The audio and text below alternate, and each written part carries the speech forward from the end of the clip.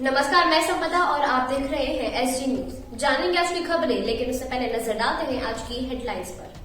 Allahabad high court ने बोला, अगर लोगों ने मास्क नहीं लगाया तो पुलिस पर होगी कार्रवाई। 100 से अधिक श्रद्धालु और 20 संत महात्मा संक्रमित, निरंजनी आंकड़े में 10 पर कहर। बंगाल के रण में पहली बार आज उतरे राहुल गांधी, माटीगारा नक्सलबाड़ी इलाके में की रैली। महाराष्ट्र में आज से कोरोना कर्फ्यू की शुरुआत। देश में रेमडेसिविर की कमी, केंद्र सरकार ने कहा सिर्फ ऑक्सीजन पर आश्रित गंभीर मरीजों को मिलेगी। और अब खबरें विस्तार से।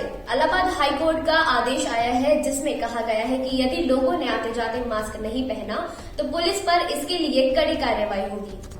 इलाहाबाद हाईकोर्ट ने प्रदेश में कोरोना के बढ़ते संक्रमण पर चिंता जताते हुए सरकार को संक्रमण से अधिक प्रभावित शहरों में पूरी तरह लॉकडाउन करने का सुझाव दिया है। साथ ही कोर्ट ने कहा है कि सरकार 2 या 3 सप्ताह के पूर्ण लॉकडाउन पर विचार करे।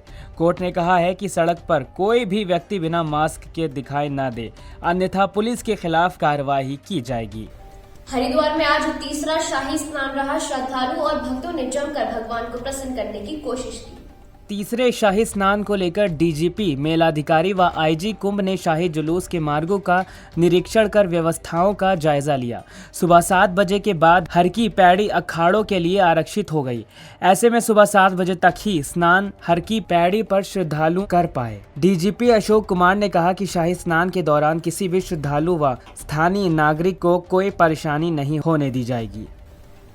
कांग्रेस के पूर्व अध्यक्ष राहुल गांधी पश्चिम बंगाल में अपने चुनाव प्रचार अभियान की शुरुआत आज से कर रहे हैं। राहुल उत्तर दिनाजपुर जिले के गोलपोखर सीट पर कांग्रेस प्रत्याशी नसीम एहसान और सिलीगुड़ी जिले के माटीगारा नक्सलबाड़ी सीट पर कांग्रेसी उम्मीदवार शंकर मालाकार के समर्थन में रैली कर रहे हैं। पश्चिम बंगाल में लगभग आधे विधानसभा चुनाव 8 चरणों में से 4 खत्म हो गए हैं।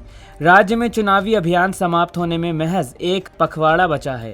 कांग्रेस ने अगले 4 चरणों में होने वाली चुनावों के लिए अपने प्रचार अभियान को धार देने का फैसला किया।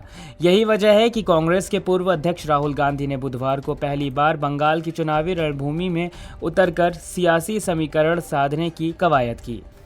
मुख्यमंत्री उद्धव ठाकरे ने मंगलवार की शाम को सोशल मीडिया के जरिए संबोधित किया और राज्य सरकार की तरफ से लिए जा रहे फैसलों के बारे में बताया। उन्होंने बताया कि मंगलवार से अगले 15 दिन तक राज्य में सभी जरूरी सेवाओं को छोड़कर बाकी सभी अन्य सेवाओं पर रोक रहेगी। सीएम उद्धव ठाकरे ने कहा कि महाराष्ट्र में ऑक्सीजन की किल्लत है। ऐसे में केंद्र सरकार सड़क के रास्तों के साथ साथ हवाई रास्तों से भी महाराष्ट्र में ऑक्सीजन भेजे। उन्होंने कहा कि पीएम मोदी उद्योगों की मदद करे। सीएम उद्धव ने पीएम मोदी से वायुसेना के इस्तेमाल की अपील की। उन्होंने कहा कि वैक्सीनेशन की प्रक्रिया और तेज करनी होगी। कोरोना वैक्सीनेशन से आने वाली लहर कमजोर होगी। सीएम उद्धव ने जीएसटी रिटर्न टालने और ब्रिटेन मॉडल अपनाने की भी अपील की।